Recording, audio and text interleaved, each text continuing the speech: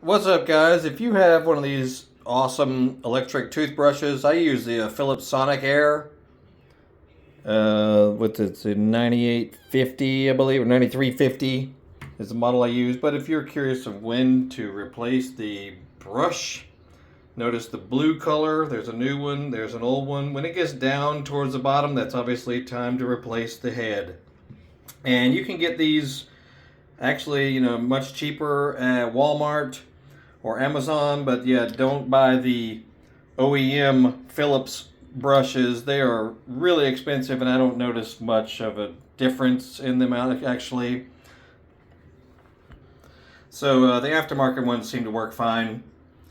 And check out our channel. We got all kinds of cool stuff. We've got over 1,800 videos relating to cars, dirt bikes, ATVs, scooters, motorcycles, technology, working on stuff around the house. So check it all out. And look at our social media links. See y'all.